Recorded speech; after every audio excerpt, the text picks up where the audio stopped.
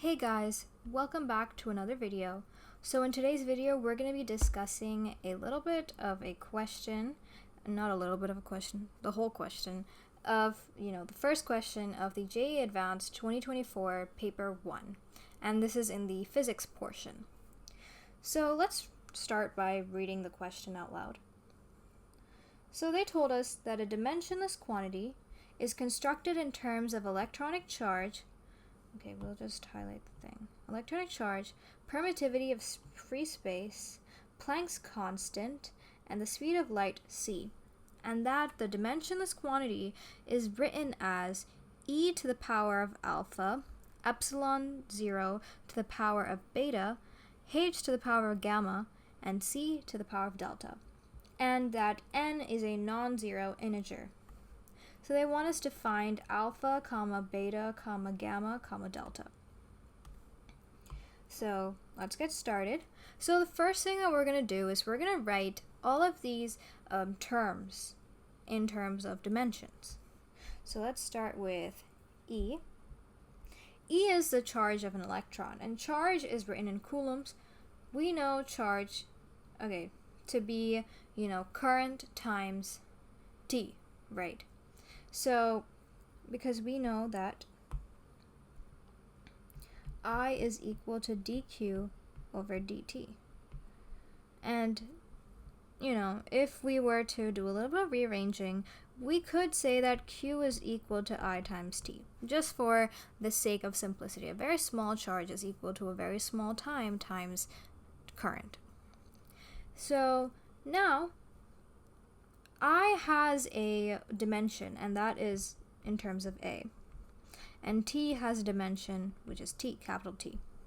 But Q does not have a specific dimension to itself, so therefore we are going to write Q, or E, as A times T. Now the next one that we have is permittivity of free space, which is epsilon naught. Okay, we're going to draw that. So epsilon naught or epsilon 0 is, the thing that we use in force equation for electrostatic forces.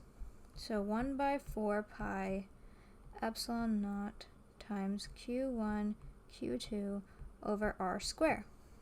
Now we need to find the units or the dimensions of this. Now, for someone like me who doesn't remember the units for everything, I usually just derive them or, do something similar to that. So, let's just go ahead with deriving the dimensions or the units. Now, 4 pi has no unit to it, so we're just going to leave it as it is. We're going to bring epsilon to the other side.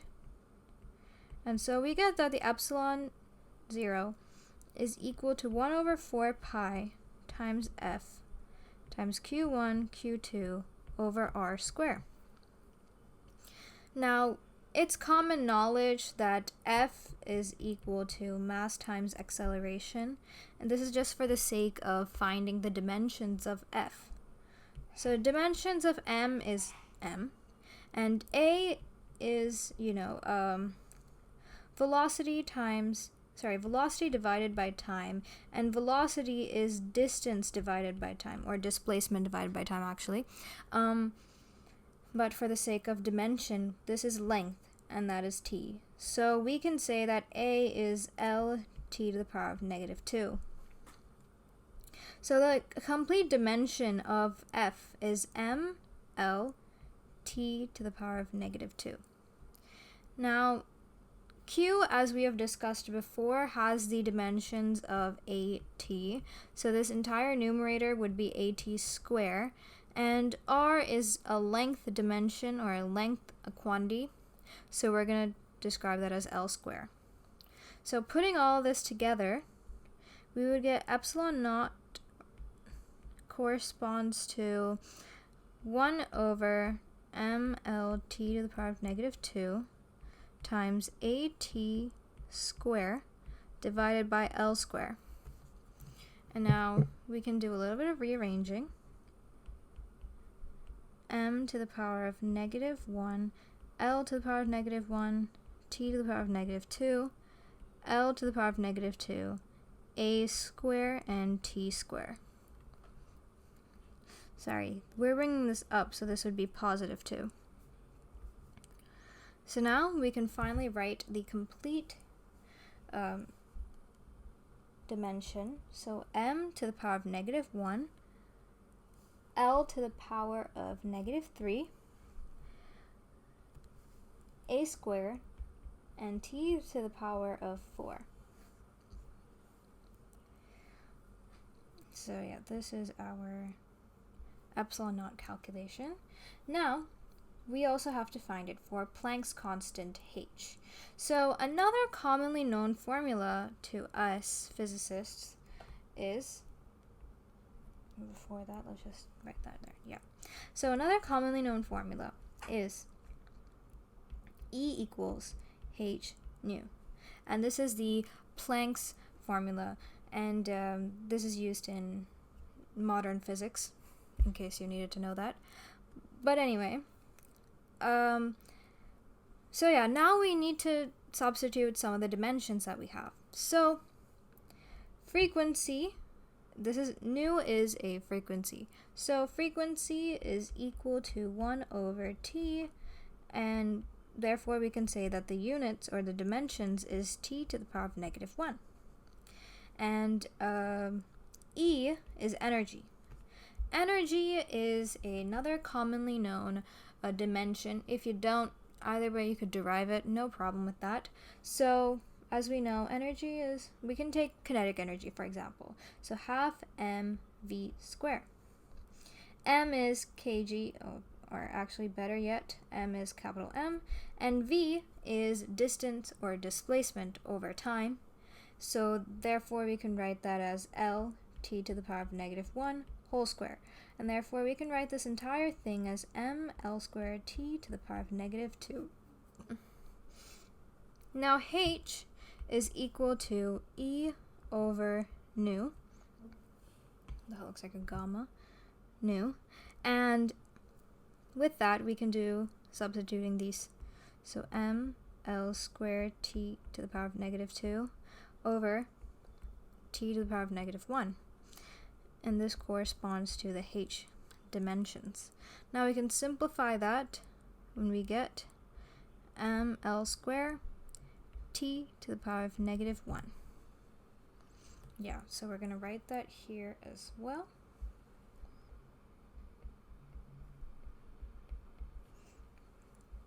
Yeah. And now the last dimension that we need to talk about is the speed of light, c. Now, speed of light, we've already talked about this. I mean, speed of light is just basically the same dimensions as velocity, and we've already talked about the dimensions of velocity at least 3 times so far. So, I'm just going to directly write it, saying that it's length times the t inverse. Now, here comes the next part. We need to make sure that this quantity right here, the one that I just now circled, is dimensionless, meaning that m powers, it should be in the form of m to the power of 0, t to the power of 0, L to the power of 0, a to the power of 0. So completely dimensionless. So that's what we're going to do right now. We're going to make sure that, this entire thing is dimensionless. We're going to write this down again down here. E to the power of alpha, epsilon 0 to the power of beta, h to the power of gamma, and c to the power of delta. Yeah, there we go. Now, we're going to substitute these in this equation that we have. At to the power of alpha, m inverse L to the power of negative 3a squared t to the power of 4 to the power of beta, m L squared t to the power of minus 1 to the power of gamma, and L t to the power of negative 1 to the power of delta. Yeah, there we go. And this should be equal to m L t a to the power of 0, completely to the power of 0. So now we're going to do a little bit of math. So first we're going to analyze the power of A. So A's power is first alpha plus 2 times beta. And this should be equal to 0. Then we got T, this is A's power, and T. T is alpha plus 4 beta minus gamma minus delta. And this is equal to 0 as well. Then we've got M. M corresponds to negative beta plus gamma equals 0. Yeah. And then we've got L, which corresponds to negative 3 beta plus 2 gamma plus delta equals 0. Yeah, so now that we've got, so we have 4 variables, which are alpha, beta, gamma, and delta, and we've also got 4 equations, each corresponding to the different dimension that we have. So now it's our job to find out what these values are. So let's just convert some of these into a better form for us to evaluate in. So this is alpha equals negative 2 beta. So this is going to be our equation 1. And this one we can write it as beta equals gamma. This is our equation 2. Now from just equations 1 and 2, we can do a little bit of figuring out among the options. So let's just highlight the 2 equations that we have, which is this and this. So from this, obviously we need to choose the options where beta and gamma are equal.